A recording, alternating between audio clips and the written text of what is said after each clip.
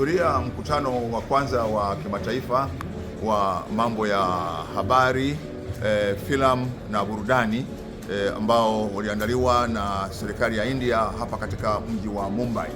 Ni mkutano ambao umekuwa na wahudhuriaji kutoka duniani kote wanaojihusisha na mambo ya habari, filamu na burudani, na tumekuja na azimio la mkutano huu ambao linaitwa WAVES Declaration, yani WAVES maana yake ni World Audiovisual and Entertainment Summit. Kwa upande wa Jamhuri ya Muungano wa Tanzania, tumekuwa leo na mazungumzo kati ya serikali ya Tanzania na serikali ya India, ambao kwa upande wangu nilikuwa mimi pamoja na waziri wa nchi wa habari na utangazaji wa India, Dr. Loganathan Murugan.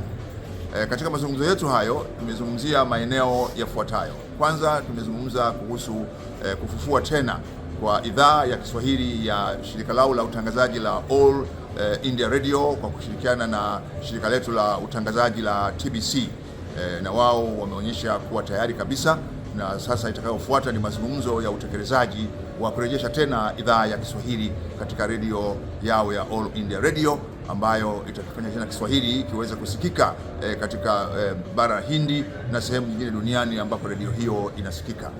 Pamoja na hayo, tumekubaliana tena kuanza kuwa na mashirikiano ya kiufundi kati ya TBC na All Radio India, hasa katika mitambo mipya ya utangazaji wa redio ya kidijitali ya DRM 30+, ambao wenzetu wa India wako mbali sana.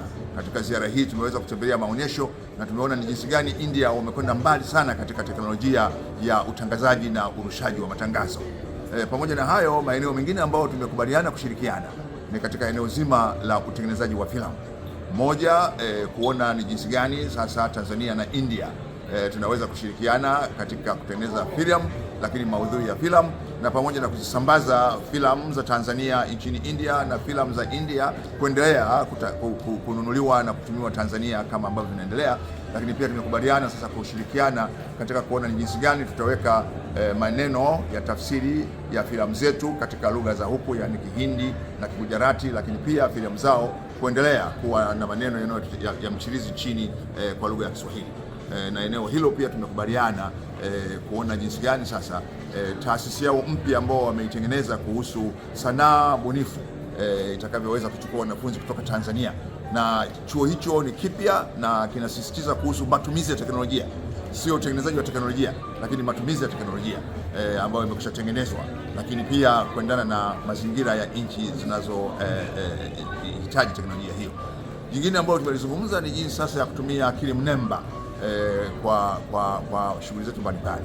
Akili mnemba inatoa fursa nyingi, lakini pia ina vihatarishi vingi. Kwa hiyo tumekubaliana na India kuona ni jinsi gani tutashirikiana katika kutumia akili mnemba na kuwa na vifaa vya akili mnemba ambavyo vitazuia au kutusaidia katika kujua haraka sana taarifa potoshi au taarifa ambazo sio za kweli ambazo zinasambaa kwenye mitandao, kwa sababu kama nilivyosema, teknolojia hii ni mpya, inasaidia sana, lakini ina vihatarishi vikubwa, na moja ya hivyo ni kusambaa kwa taarifa za uongo au kupotosha taarifa au kuzigeuza taarifa, na wenzetu wamepiga hatua katika kuandaa tools, yani kuandaa mifumo ya kuweza kupambana na jambo hilo.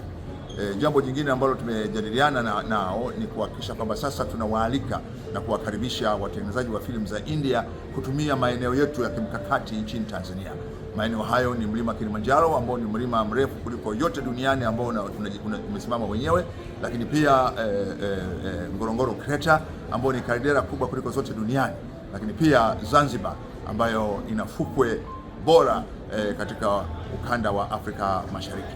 Kwa hiyo tumeona tuwakaribishe watumie fursa hizo pia kurekodi filamu zao, na hiyo ni pamoja na watu wao mashuhuri kuja Tanzania kutembelea Tanzania, lakini pia kuona maeneo ambayo wanaweza wakashirikiana na watu wa filamu Tanzania. Pia tumewakaribisha katika maonesho yetu ya filamu ya kila mwaka, kwa mfano Zanzibar International Film Festival, Cinema Zetu International Film Festival, na wao pia wametualika katika maonesho yao ya sinema ambayo mara nyingi huwa yanafanyika mwezi Novemba.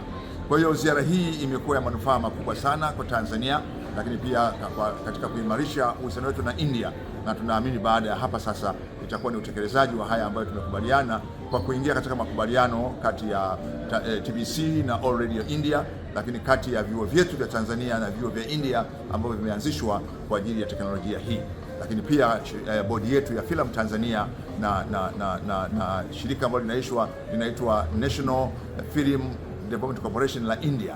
Na leo pia tulipata fursa ya kutembelea mji wa filamu ule wa Bollywood. Kuna mambo mengi ambayo tumejifunza, itatusaidia sana tutakapokuwa tunajenga arena yetu pale Kawe, ni vitu gani tuvizingatie ili na sisi tuwe ni miongoni mwa magwiji wa utengenezaji wa filamu za kisasa hapa duniani.